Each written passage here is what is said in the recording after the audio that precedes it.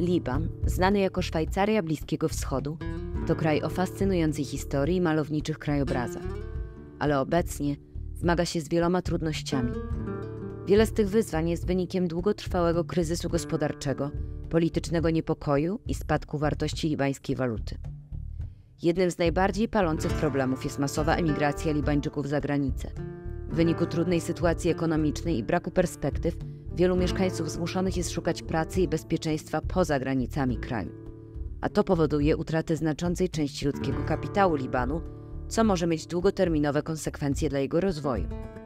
Kryzys ekonomiczny dotknął również codzienne życie Libańczyków. Wzrost cen, braki w dostawach żywności i leków, a także ograniczone dostawy energii elektrycznej to tylko niektóre z wyzwań, z którymi boryka się społeczeństwo. W rezultacie życie w Libanie stało się trudniejsze dla wielu osób. Mimo tych problemów, Liban pozostaje miejscem o bogatej kulturze i historii. Starożytne miasta fenickie, rzymskie świątynie i urokliwe wschodnie bazary przyciągają wciąż miłośników historii. Wspaniałe krajobrazy, takie jak Góra Liban, z dolinami Kadisz i Kadisza, nadal fascynują turystów. Kuchnia libańska jest również wielkim skarbem narodowym, przyciągając smakoszy z całego świata. Meze, falafel, kebaby i baklawa to tylko niektóre z wyśmienitych dań, które można spróbować. Mimo wszystkich wyzwań, Liban jest nadal miejscem gościnnym i pełnym życia, a mieszkańcy pozostają odporni i zdeterminowani w dążeniu do lepszej przyszłości. Oby długotrwały kryzys zakończył się, a Liban mógł odzyskać swoją stabilność i blask.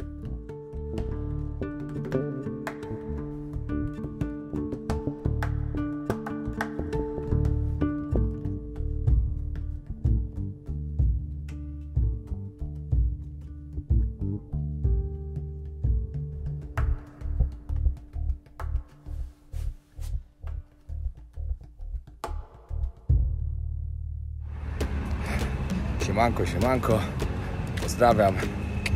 Eleganckie, ciężkie lekcje hobby, polecam bardzo.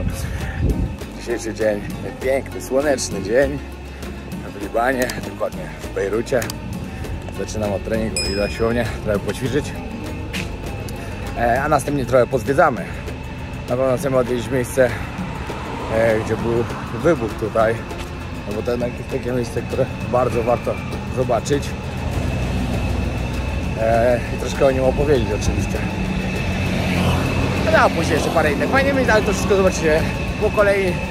Nie będę tutaj za dużo zdradzał, żeby nie odkrywać wszystkich kart, które na Was czekają w tym odcinku, także oglądajcie. Patrzcie, jak elegancka siłownia z pilar na środku, tutaj barek, tutaj cała jedna część do ćwiczeń, tutaj druga część, dużo bieżni, sprzętu, ciężarów. Tutaj taka część crossfitowa. Spoko, naprawdę super siłownia. Jeszcze puścili mnie za darmo.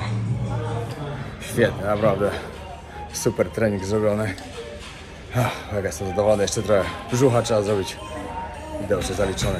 Dobrze rozpoczęty dzień. Na koniec jeszcze rozciąganko. Ostatnio troszkę to zaniedbałem, także teraz mam mobilizację, żeby znowu mocno się dociągać. Wiecie, muszę być bardzo dobrze sprawny, w świetnej formie. O to chodzi. Nie mogę sobie pozwolić, żeby podróże po prostu mi to zaniedbały, bo tak to nie wygląda. Można podróżować i można mocno trenować. A po treningu miałko wojownika. Dobra, zaczynamy nasze zwiedzanie i nasze nagrywanie. Idziemy na początku do miejsca, gdzie miał miejsce wybuch w 2020 roku. Ale to coś więcej powiem, jak będziemy już tam.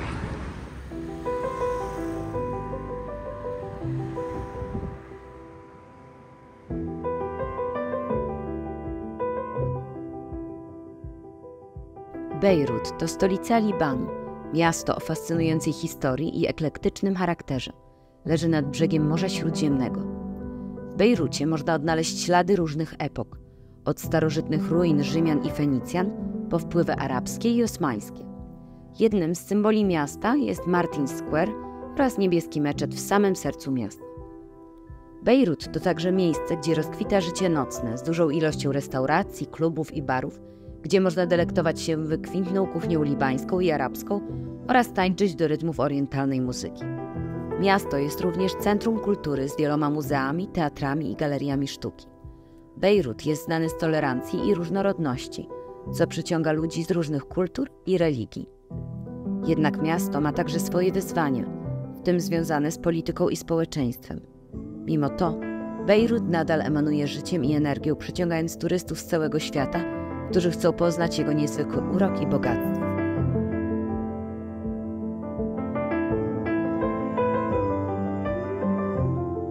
Takie pierwsze spostrzeżenia, jak sobie idziemy, no to jest brudno, naprawdę jest brudno. Śmieci wszędzie są. Zastanawiam się, czy to też jest właśnie przez ten kryzys tutaj i tak dalej, że firmy sprzątające są, nie wiem, nie mają jakichś tych kontraktów, nie wyrabiają. Czy z jakiego powodu jest po prostu tak brudno, jak jest. Kolejna rzecz, jak się idzie, to też naprawdę widać dużo pozamykanych sklepów, które po prostu pewnie popadały przez ten kryzys, który był. Znaczy, który jest cały czas, nie który był. Który wybuchł parę lat temu i który jest cały czas, no. Słuchajcie, ciekawe jest to, że w Libanie internet jest bardzo drogi, naprawdę. I w zasadzie są tylko dwie firmy, które dostarczają internet. Nie pamiętam teraz zaraz może ktoś to jest na internet, pokażemy. I obydwie firmy są państwowe, więc My oczywiście wczoraj w pierwszy dzień kupiliśmy sobie kartę SIM. O, tutaj kolejne miejsca pozamykane. Kupiliśmy wczoraj kartę, zapłaciliśmy $55. Tam 60 giga internetu, po prostu potrzebujemy dużo internetu, bo teraz korzystamy. A ogólnie wszędzie internetu jest bardzo słaby, to od razu wam mówię. No, problemy z internetem są bardzo duże, także warto sobie kupić SIM kartę, bo ona bardzo dobrze działa. jak oczywiście ktoś potrzebuje. Jak ktoś potrzebuje, tak. No i my daliśmy za nią właśnie 55 za 65 gigabajtów internetu. I ona jest ważna 2 miesiące. Ważna 2 miesiące, ale pan nam powiedział na przykład, że jeśli chcemy, jak będziemy wyjeżdżali, możemy mu przynieść z powrotem tą kartę i on nam odda $10. Ale właśnie, a jest jeden ale.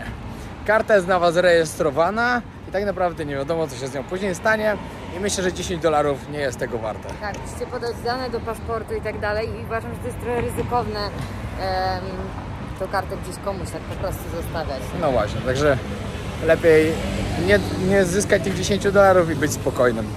Fajną ciekawostką jeszcze jest to, że Liban ogólnie to był kiedyś naprawdę bogaty kraj, który bardzo dobrze prosperował.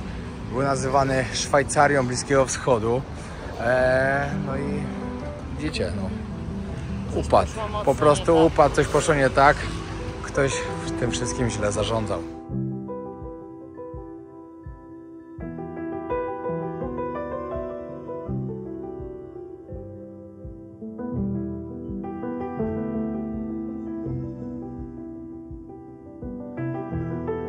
Powiem wam tak, no.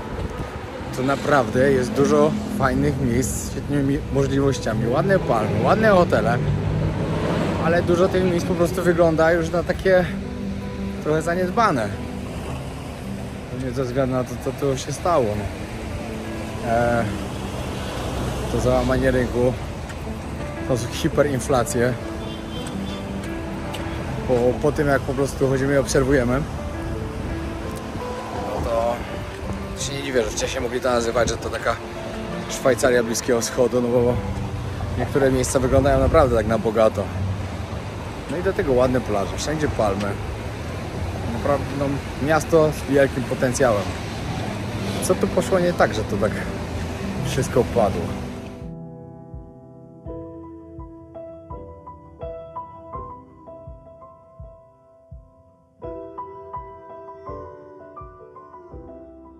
Właśnie doszliśmy do downtown. Powiem wam, że no widać różnicę naprawdę. Tu to już jest na bogato mocno. I po samochodach widać, i po tym, jak wygląda. Jest nieźle. Jeszcze kawałek i dojdziemy do miejsca, do którego zmierzamy. Jak się tutaj weszło do tego downtown, to powiem wam, że to jest przeskok taki, że szok. Jaki autobus tu wjechał, że aż nie pasował do tego wszystkiego dookoła. No tutaj jest mocno na bogato, naprawdę. No i się rozpadało. Nie udało nam się nigdzie wejść do restauracji, teraz musimy czekać. Wow. Ej, tam to leje strasznie. Strasznie, co? Trafiliśmy do kolejnej dzielnicy.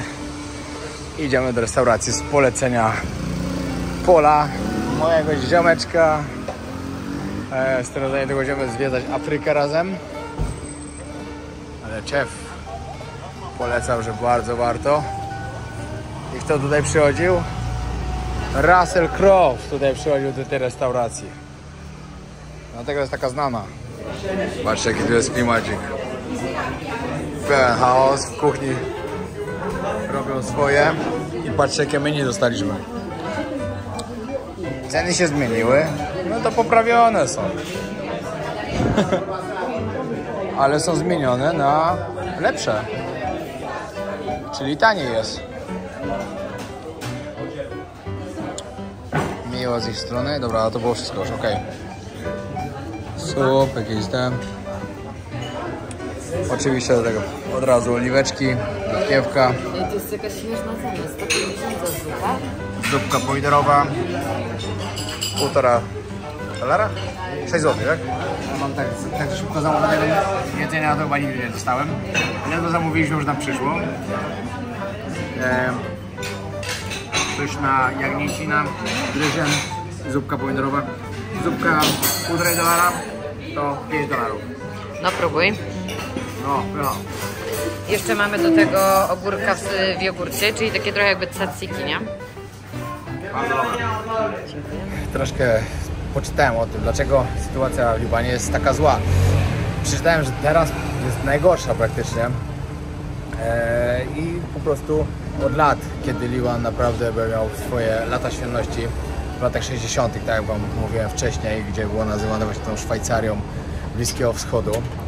Później wybuchła wojna domowa. W 75 do 90, 15 lat trwała wojna domowa. Następnie później było załamanie. Banki zamroziły ludzi pieniądze ludzi. Hiperinflacja. Teraz inflacja, jak teraz przeczytałem, wynosi 260%. Wyobraźcie sobie to. 260% musicie za wszystko płacić 3 razy tyle, gdzie nie macie na to pieniędzy.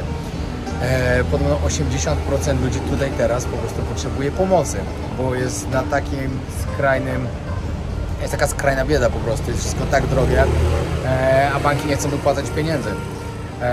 Dodatkowo też wiadomo, czasy tego i wiecie czego, ostatnie, tak co były te 2 lata, wiecie o co chodzi, nie będę mówił, bo to jest słowo, którego nie można używać na YouTube, też dodatkowo przyczyniły się do jeszcze większego pogłębienia, dlatego naprawdę teraz sytuacja Libanu jest zła.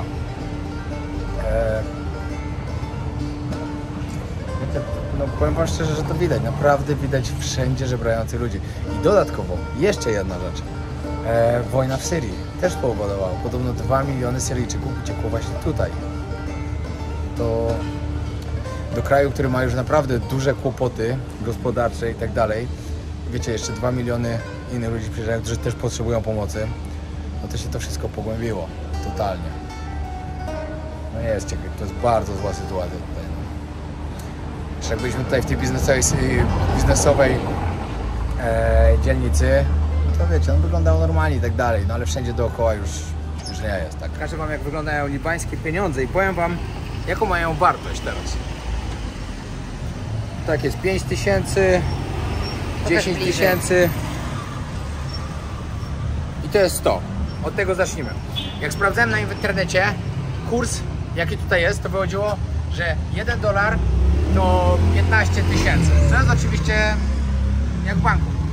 A tak naprawdę na ulicy $1 to 89 tysięcy. To sobie pomyślcie, jaka jest różnica między tym. Praktycznie daje się stówkę. To jest jako $1. Także jest naprawdę bardzo spora różnica. Bardzo ważną rzeczą, którą musicie wiedzieć, jak tutaj przyjeżdżacie, o czym mi też powiedział Polo i dziękuję bardzo za to. Musicie mieć gotówkę przy sobie. Musicie mieć dolary, żebyście absolutnie nic nie płacili kartą, nic nie wypłacali tutaj z bankomatów i tak dalej, to bo po prostu stracicie niesamowicie dużo pieniędzy. O, kotek. Bardzo, bardzo dużo pieniędzy stracicie. Także pamiętajcie o tym, bo to jest ważna sprawa. Ale jeżeli nie macie, to na każdym kroku jest tutaj Western Union. Wysyłacie sobie po prostu od siebie, wysyłacie do siebie, odbieracie sobie i w Western Union też jest dobry przelicznik. Albo odbieracie w ogóle dolary i dopiero później sobie płacicie. Aczkolwiek ciężko jest to, przepraszam bardzo, ciężko jest to zrobić z libańskiego, tak, konta, w sensie inaczej, trzeba to robić na VPN-ie. Tak. No, ciężko jest to zrobić z libańskiego internetu, o. Tak.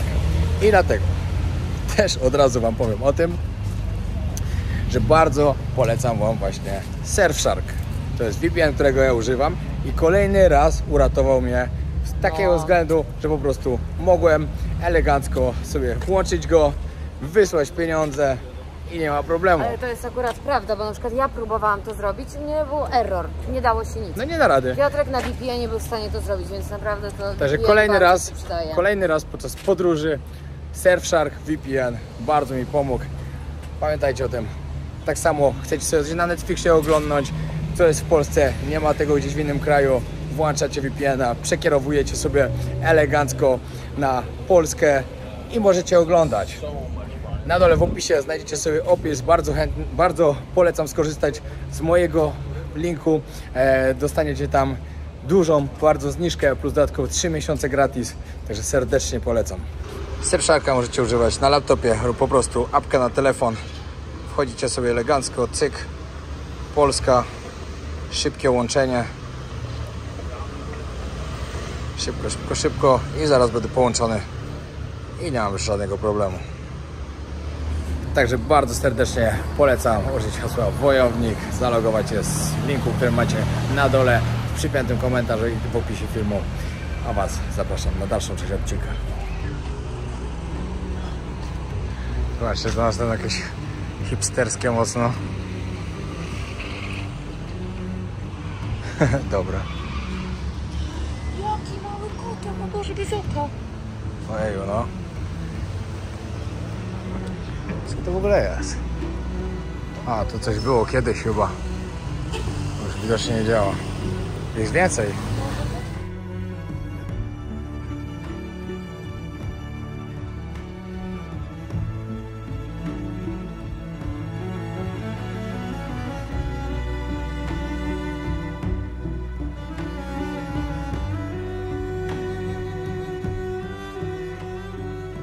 Katastrofa w Bejrucie w 2020 roku była potężną eksplozją, która miała miejsce 4 sierpnia w porcie morskim stolicy Libanu. Wybuch spowodowany zapaleniem i detonacją ogromnej ilości amonitu przechowywanego w magazynie spowodował ogromne zniszczenia. Wybuch był jednym z największych nieatomowych wybuchów w historii i miał tragiczne skutki. W wyniku katastrofy zginęło co najmniej 218 osób, a ponad 6000 osób zostało rannych. Miasto Bejrut zostało doszczętnie zniszczone z setkami zniszczonych budynków, włącznie z mieszkaniami, szkołami i szpitalami. Wielu mieszkańców straciło dach nad głową. Katastrofa w Bejrucie wywołała ogromne emocje na całym świecie i doprowadziła do natychmiastowej międzynarodowej pomocy humanitarnej. Jednak wydarzenie to spowodowało także protesty w samym Libanie i krytykę wobec libańskich władz. Społeczeństwo oskarżało rząd o zaniedbanie i korupcję, która pozwoliła na przechowywanie tak ogromnej ilości materiałów wybuchowych bez odpowiednich środków bezpieczeństwa. Katastrofa w Bejrucie pogłębiła istniejący już kryzys ekonomiczny i polityczny w Libanie, co tylko zwiększyło trudności kraju. Społeczność międzynarodowa starała się pomóc Libanowi wyjść z tej trudnej sytuacji, ale napotykała się na trudności związane z kwestiami politycznymi oraz korupcją.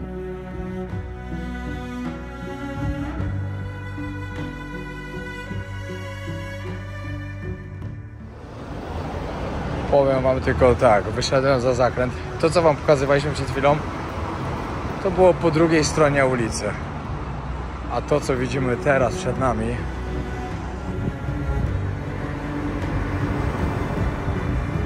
masakra.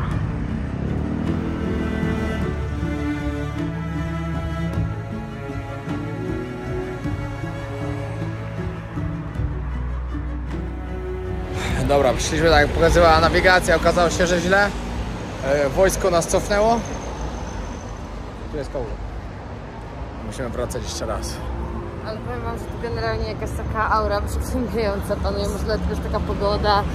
Pogoda, no i to wszystko tak wiecie, no jest porozwalane dookoła. Nie ma co ukrywać, no. Tu jest właśnie... Bejrut to jest takie miasto trochę kontrastów.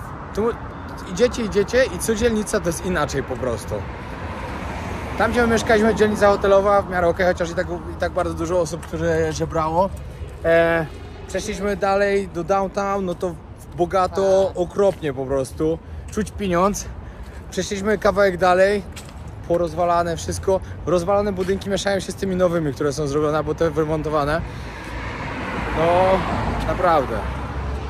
Jeszcze później, tylko nie wiem, czy to będzie w tym odcinku, pojedziemy jeszcze do jednego miejsca, które też będzie następnym takim obrazem. Taki targ, takie slumsy trochę właśnie, no, ciekawie tu jest. Ciekawie, ale... Nie na wakacje. Tak, o tak. O, tak jest. Ale w Bejrucie też są piękne plaże i są beach bary. My jesteśmy po prostu w złym okresie, bo to jest podobno miejsce też, do którego można przyjechać na wakacje. O tym wam właśnie mówiłem przed chwilą, że wiecie, tutaj naprawdę rozwalone budynki bardzo, a tu zaraz nowoczesne jest wyremontowane. Tam też kolejny rozwalony. No to też nowoczesne.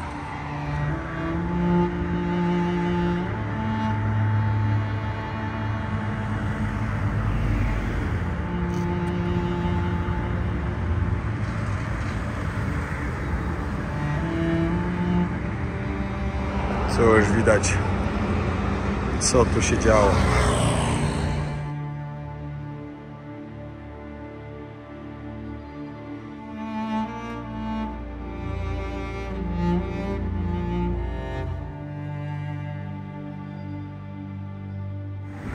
Patrzcie, jak te kontenery, jakie porozwalane. Wygina. Ładnie zrobili. No ładnie, no. Patrzcie, tu zrobili właśnie taką rzeźbę. Dobra, spróbujemy tam, ile tam dookoła jeszcze wszystkiego leży. To jest 3 lata minęły, dokładnie 3 lata minęły od tego. Dalej widać tutaj to bardzo.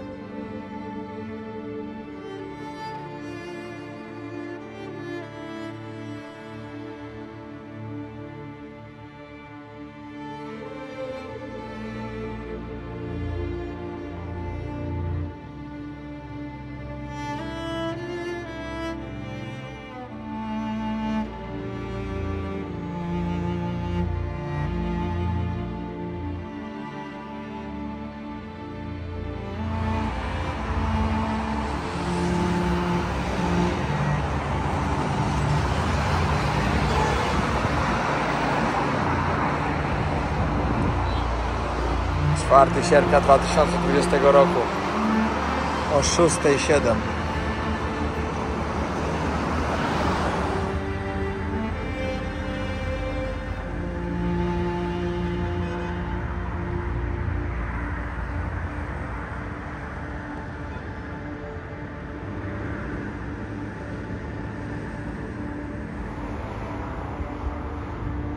Powiem wam, że naprawdę strasznie się na to patrzę. Jeszcze ja naprawdę bardzo dużo filmików o tym oglądałem. Dodatkowo takiego mojego kolegi stąd, kuzyn zginął w tym wybuchu. Pamiętam, jak on też właśnie bardzo dużo wstawiał na Instagrama. Straszne, naprawdę.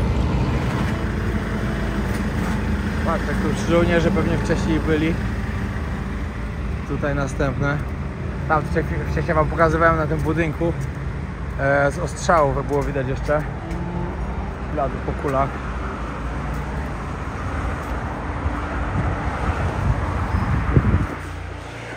Tak, tutaj też widać jeszcze ślady po kulach na tym budynku też. Czekajcie, akurat się musiał wbić.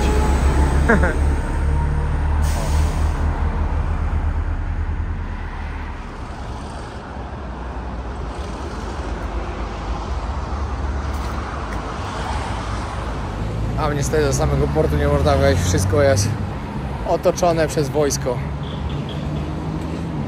No i oczywiście druty kolczaste też.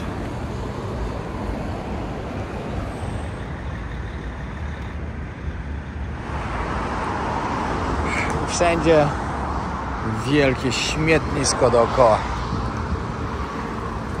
Jest niesamowite aż, co? No, tutaj okolice portu to naprawdę jest po prostu Śmietnik. obojowisko.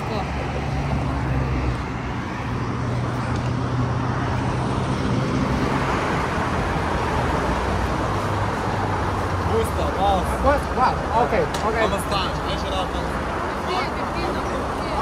Thank you. Co?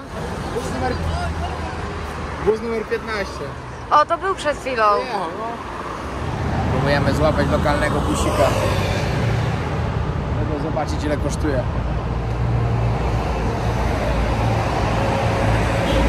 Ale nie jest to łatwe. Musimy znaleźć numer 15, podobno jedzie tam gdzie my mieszkamy. Jest nasz bus. Przejazd autobusem jakieś 3 zeta kosztuje. Taki bilecik. Tak. Może 3,50, coś takiego. 3 chyba raczej. A kierowca sobie po drodze przerwy robi, żeby sobie kole kupić i jedziemy dalej.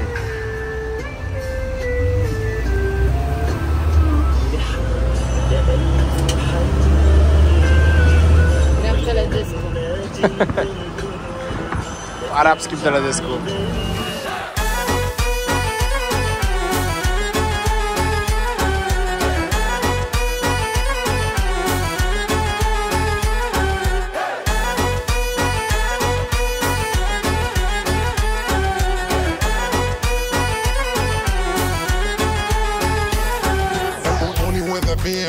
With no fear, kamerę simu taja daj bawy. Conjuring of steel, listen can you hear? I'm Mr. coming on the vibe from Tel Aviv to Kahir. Kanar przyszedł do autobusu.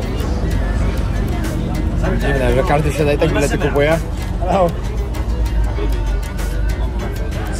Także nie da się chyba nie wejść bez biletu. A jednak ktoś sprawdza. Come and sing it one more time.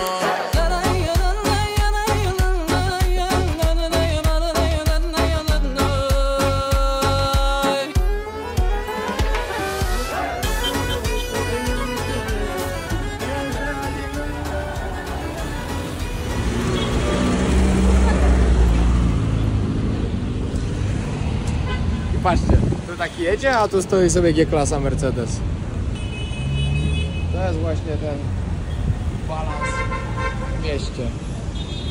No naprawdę, różnorodność jest ogromna. Czasami takie samochody jeżdżą, co?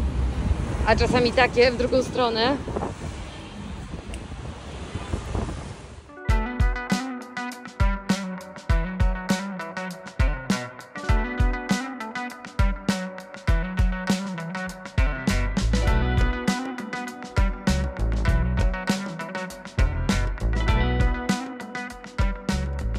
To jest naprawdę mocny przekaz.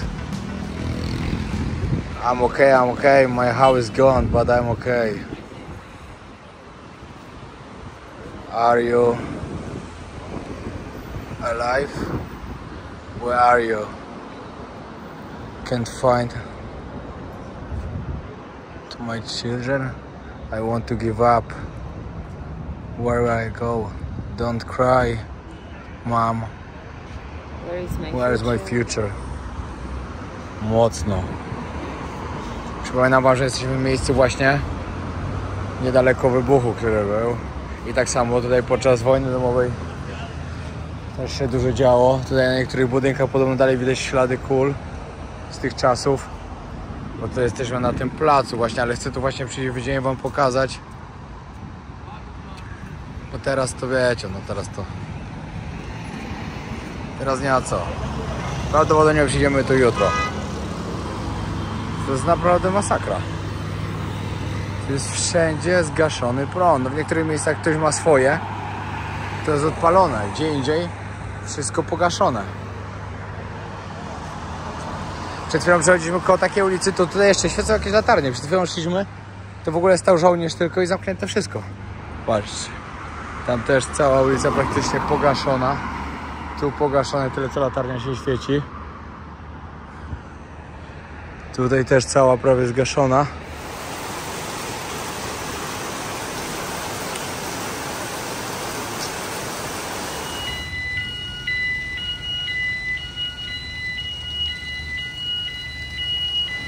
Wszystko tak zalane, że się chodzić nie da. Musisz teraz skakać, bo tu normalnie płynie. Chodź tu wyżej, Ala. Po samochodzie, tak praktycznie. Będzie miejsce jakieś? Pan przygotowuje dla nas siusię. A jest tak szaro od dymu, że... A siedzimy jeszcze na zewnątrz. Ale wszyscy totalnie tutaj palą. Do tego muzyczka arabska akurat teraz zgasła, ale grała przed chwilą. Klimat przypomina trochę Aman w Jordanii, no nie? No, Tutaj. trochę tak. Czekamy na jedzonko, na lokalne piwko, Ala Nadrina. Czekaj, bo robi show. Przed chwilą mu to wypadło. Mam nadzieję, że ten drin wypali moje bakterie w żołądku. No. Dobrze było. Spirytus powinnam mieć, Ale nie ma. Pozdrawiam Martę, jak oglądasz. I rozpalone. Thank you so much.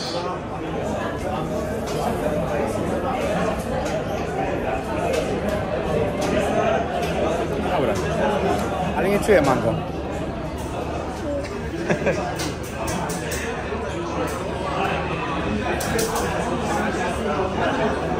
Nie czuć mango za bardzo, nie? Ja to coś innego w ogóle czuję niż mango. Nie wiem, miks owoców. Kofta i frytki na kolację. Wolałbym ryża, ale nie było.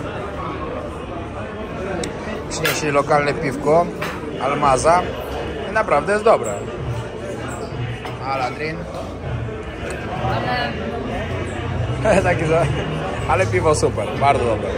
Dobra, to by było tyle na dzisiaj. Dzięki wielkie, że oglądaliście. Trzymajcie się, pozdrawiam serdecznie. Pamiętajcie o subskrypcji kanału. Jutro, czyli w kolejnym odcinku, wybieramy się na dzielnicę palestyńską, na slumsy, żeby wam pokazać, jak tutaj wygląda. Pozdrawiam serdecznie.